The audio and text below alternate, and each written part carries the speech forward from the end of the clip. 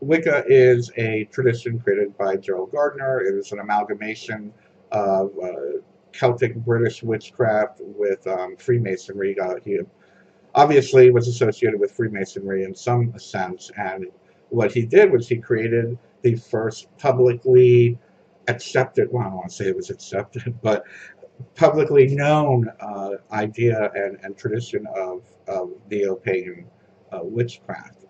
Gardnerian has a very strict structure of how most Gardnerians, I should say, have a very strict hierarchy and method and dogma of they how it's organized. It, from my understanding, and trust me, I tried to get into a few Gardnerian groups. It's very difficult. At least it was back in the 80s and 90s. Um, and they're very, very secretive. And no offense to any Gardnerians, but I got to tell this joke. It's a great joke. How many Gardnerians does it take to change a light bulb? Shh, it's a secret. Anyway, I love that joke. Anyway, if it's for you, I think it's great. Whatever works for you, and I think that's the most important part of becoming a neo-pagan. Try different things. Be honest with what works for you. If you need that structure, then by all means go somewhere, find a group that is very structured. Now back to the question, is Wicca a good foundation or should you go solo? You can be a solo practitioner of Gardnerian witchcraft. Now some Gardnerians may not agree that you must be initiated through their coven, but I mean, you can pick up Gerald Gardner's work and read it and study it and start practicing it and do all the self-initiations and all that kind of stuff. So you can be a solo practitioner of modern Wicca. With that being said, Wicca has become kind of a generic term now. What was considered Gardnerian Wicca is now there's Gardnerian, there's Alexandrian, there's Frost, there's Green, there's Fairy, there's all different types of quote-unquote Wicca. Please look up the definition of Wicca. I'm not going to waste another 10 minutes going over that, but the definition of Wicca is basically just Wise One, and we can go into the semantics of it on a Google search, but by all means look it up. So is solo better? Is Wicca better? It's neither here nor there. For me, I believe it's very important that we follow our heart, that we try things. Like I said, some covens are very strict. When I take on a student, I am very strict. I make you work. I make you write a lot. Don't come to me unless you're ready to write research papers and essays. I want to make sure you understand the material. When I'm teaching someone in my group, or I take someone on as a student, I'm teaching them to become a teacher, to be a better, younger, more energized version of me and passing on my knowledge and experience to them. So, but the good news is, for most teachers like myself, we do have that degree system in place. I have a student who's happy being second degree. She has no intention of becoming a high priestess or a teacher or taking on students or anything like that. So most teachers will be compassionate. If they're not, be weary. One thing I will say about getting together with a teacher or a teacher getting together with a student is follow your gut. If it doesn't feel right, don't do it. If it doesn't feel right for you, some forms of paganism involve sexuality. Some forms of paganism involve the use of psychedelics. Some forms of paganism, involved fasting or self-sacrifice that is a little bit difficult. So you have to do what's comfortable for you, and then of course there's very simple meditation oriented style paganism as well. But follow your heart. Do what you need to do and follow the path.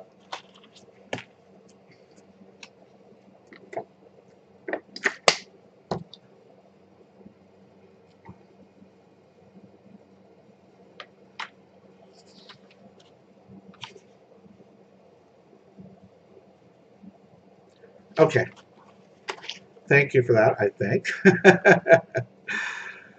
What does New Age mean versus Neo-Paganism? Okay, there is a big difference here. There's a big difference between Neo-Paganism and New Age. And the funny thing is that Neo-Paganism is the reconstruction of the old ways, the old age. It's a reconnecting with the pre-Abrahamic religious indigenous cultures and indigenous spirituality. So when you hear the association of New Age or Neo-Paganism, there isn't one. Now, a lot of them do overlap. A lot of New Age practices take from Old Age practices, like there's a lot of shamanism, modern shamanism going on that has nothing to do with shamanism. There is a lot of modern Buddhism going on that has nothing to do with Buddhism. There's a lot of modern yoga, which is the biggest complaint most yoga practitioners have, that isn't yoga. So there is a huge difference. I find that most neo-pagans would be very insulted if you say what they're doing is New Age. I don't necessarily get insulted. I really could care less what people call this or call that. For me, it's about personal integrity. But I will say that in my experience, New Age is a modern concept of, it's kind of like a sanitized version of mystical practices taken, a little bit here, a little bit there, and kind of like sanitized for Western consumption, for lack of a better term. It's repackaged for the Western mentality, and it sometimes it works. Sometimes it just dilutes it so much that it has absolutely nothing to do and really accomplishes nothing except for making the person feel like they're doing something really cool and special. And other times it's just a big money-making scheme and just very materialistic based. And, I see this all the time with these spiritual coaches, like, oh, we got to make more money, make more money, make more money. I had someone tell me I should be charging $800 a month for students. I was like, what about the students that can't afford $800? Well, you don't want those kind of students. I'm like, I want everyone who wants to receive the information to be able to receive the information. Don't get me wrong. I don't want to starve to death, and I need to pay my bills, but Jesus, I was very insulted, and of course I got away and disconnected from that person.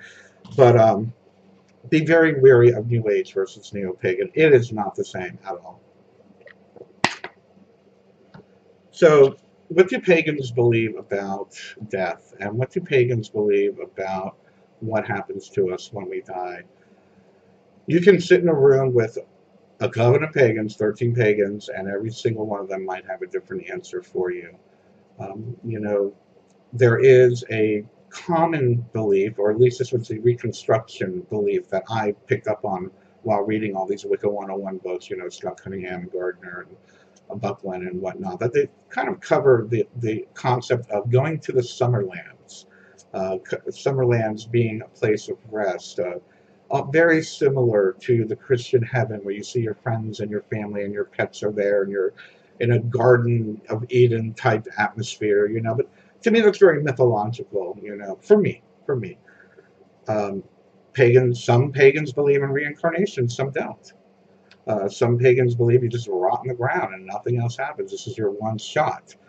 Some pagans believe you go to another star system. I'm kind of one of those people. I believe we move to another dimension.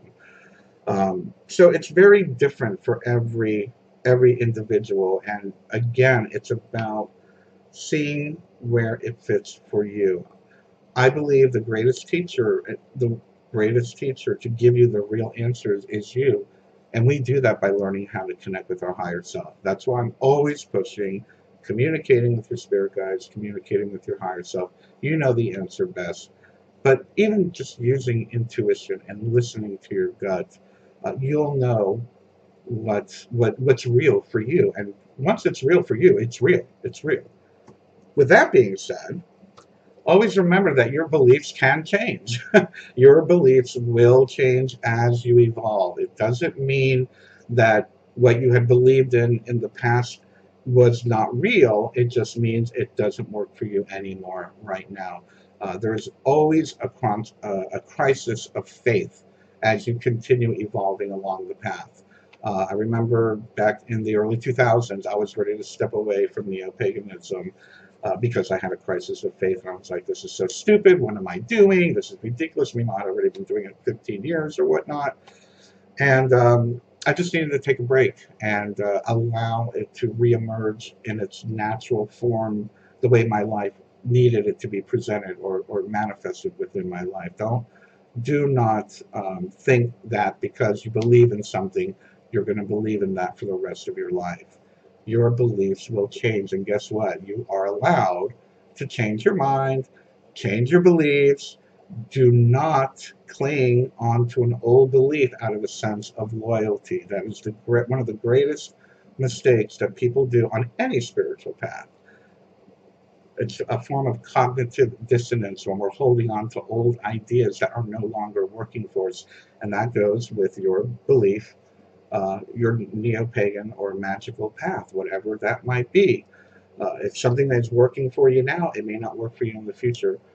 One of the greatest things that we get stuck in, another great thing we get stuck in, is trying to relive that old feeling. Let's say you do a great ritual and it was just amazing and it just blew you away and you just felt so connected and your state of consciousness was so like altered, and I don't know, you connected with everything, you felt all the gods and goddesses and the elements and all that, and you go to reconstruct the ritual and it doesn't work out the same.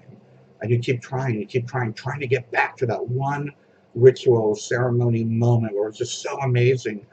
Well, guess what? It is what it is. That was that one moment. Don't try to get back to that. The same thing goes for your beliefs. Your beliefs will evolve.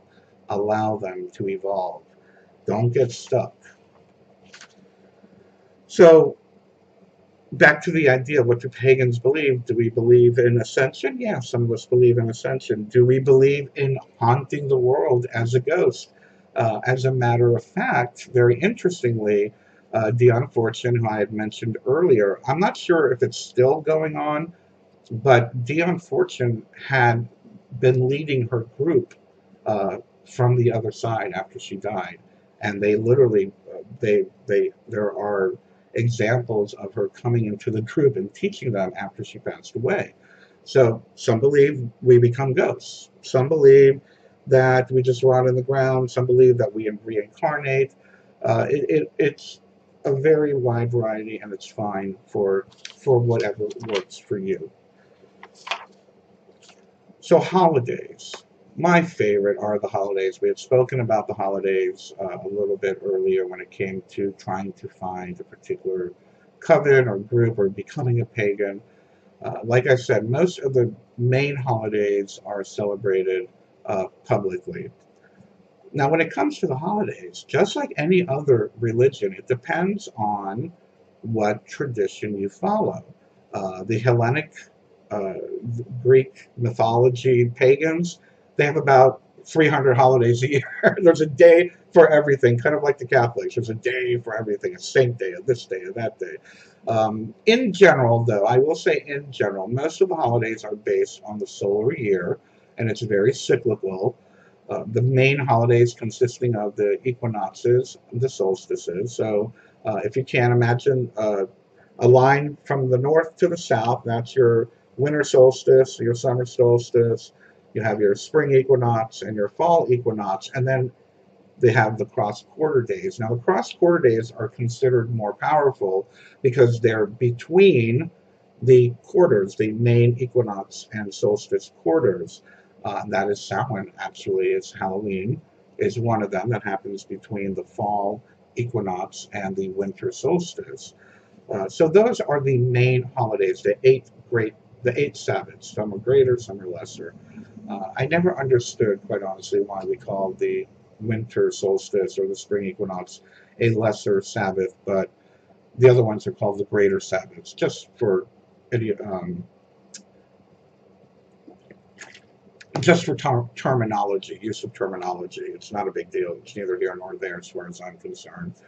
Um, As well, holidays could also consist of the full moon, the new moon, the crescent moon, a lunar eclipse, a solar eclipse. It can consist of transitioning from one astrological sign to another astrological sign. But what you'll notice, what most of these have in common, is that they are all dealing with the cycles of nature and or the cycles of the stars, of astronomy. So it kind of is a celebration of nature and a celebration of the cycles of nature. But again, it's just a matter of what your traditions are. Okay, let me see. I saw a comment, and this looks like a good one. Paganism does so in essence, paganism doesn't have a clear structure. It's seemingly more about spirituality than religion. Paganism can be compared to agnosticism, however, roughly.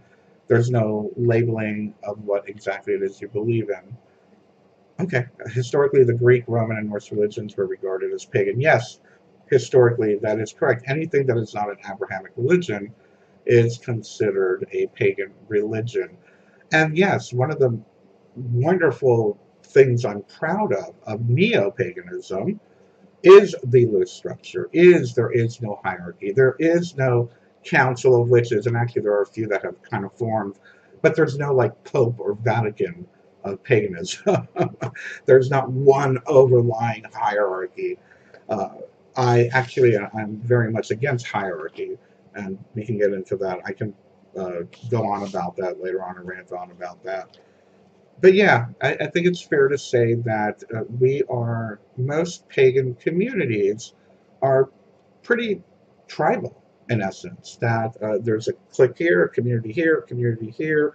They all have their own ways of doing things, and they all should be respected for the ways that they're doing things. And when you're visiting a group or another group, by all means, be respectful. It's no different than the old days of, let's say, the Navajo visiting the Cherokee or whatnot.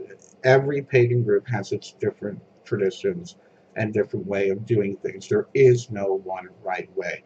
Is there a basic foundation as far as belief and practice and ceremony? Yes, pretty much. I mean, overall, it's about connecting with the elements and with the cycles of nature.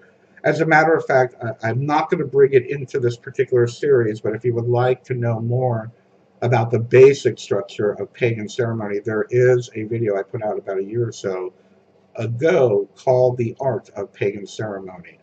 But ever so quickly, what I will say, what I discussed in that, it's about an hour-long video going over every step of how a ritual is the outline of a ritual and what it consists of.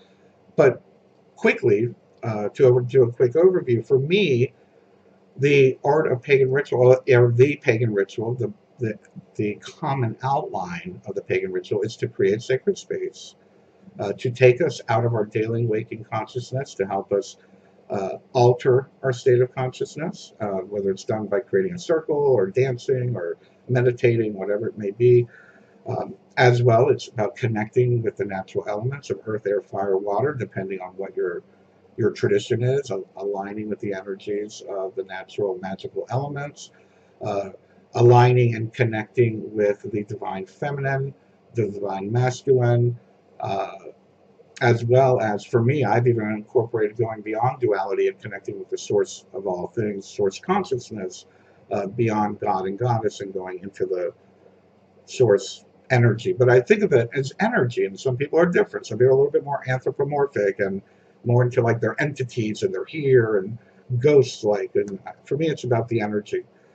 And again, connecting with all that energy, and then when we get to that, finally have that connection with the everything uh, in that space, we usually do healing, we'll do spell work, prayer, meditation, things like that, or celebration of the particular time of year would be the time to do that. And then we go backward, kind of like a spiral. It's like we spiral in, connect, connect, connect, and then we go back out and we bring ourselves back. And we always hear talk about a patron goddess, and that's a very common topic that's discussed through the pagan circles and throughout pagan community. What is a patron goddess? Well, if I wanted to, well, I'm going to be that picky and say there's no such thing as a patron goddess, because it would be a matron goddess. Vernacular, energy. One of the most important things about neo-paganism is the elevation of the divine feminine. You'll notice a lot of us will say herstory or mother god. You'll always hear the woman being elevated to at least equal, at least equal. So the language, patron goddess, there's no such thing as patron goddess. It would be matron goddess and patron god. With that being said, not everyone has to have a patron deity. Um, a patron deity, and I did have a patron deity. Now, do I still have one? I would say I favor Isis over the other concepts of goddesses, and I did go through the initiation process to be a servant of Isis. So when I was a servant of Isis, prior to probably 98, 99, 2000, the 20th century, yes, she was my matron goddess. I dedicated my life to her service and everything that she encapsulates for me as far as magic, nature, and the planet, etc., etc. But that is what a matron goddess is. A matron goddess or patron god is when you dedicate yourself to a particular deity. For me, I'm a little more now, I'm more about energy. I'm more about the metaphysics of magic and the metaphysics of utilizing paganism as a way to express myself in ritual and in ceremony, and in order for me to connect with the natural energies of the planet and of the universe, etc. So I don't see gods and goddesses as physical, for lack of a better term, as anthropomorphic as maybe other people do. I see them more as energies, as natural energies that are part of nature, and I believe all of them should be worshipped. So for me, it's about attuning with their energy when I'm doing particular meditation or particular spell or whatnot. But the concept of patronage and matronage is it's classical. If that is what you feel you need to do, if that's what you're feeling called to do, by all means, go for it. For me, I'm weary of it because I'm always afraid I'm going to close myself off again and get stuck in a belief and lose that faith. That's what happened to me, as a matter of fact, as I end up losing my faith in Isis, and even though I still lean and favor her, and if I'm going to pray to someone, I'm probably going to pray to Isis. But as far as like her being the end all, that just doesn't work for me anymore, and that's okay. And it's okay if it works for you. You know, by all means, if you want a patron god, if you want a matron goddess, there's absolutely nothing wrong with that. Just know that's what you want to do, or that's what you don't want to do. And I've only got one more minute, guys. I have so much more, which is a good thing that I've got 2 more weeks of this series coming up. Next week, I'm probably going to finish up on paganism. Probably not, who knows. And we'll go into more ceremonial magic, high magic, and talk a little bit more about what goes on there, the ceremonies, the beliefs, the practices. Right away, I'll tell you it's very Abrahamic. So it's very different than neo-paganism. And we'll probably still keep doing a lot of comparison and, neo-pagan versus this and whatnot. And hopefully we'll get to touch on some of the other pagan religions, like Native American, Taoism, Buddhism, and even Hinduism. I don't know much about Hinduism, but I know enough to understand the concept of it. So I'll be back next week here, same time, same place, same radio station, 2 p.m. Tuesdays on Revolution Radio. That's Eastern Time, and always here live at 2 p.m. Eastern Time on Tuesday on my Facebook page.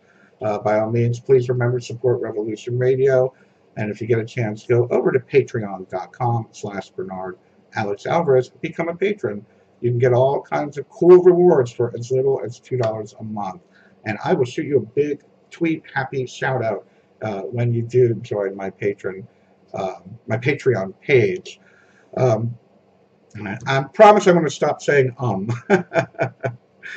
So, well, normally we go off about now, so I'm just going to mumble here and see if we have any questions for you guys.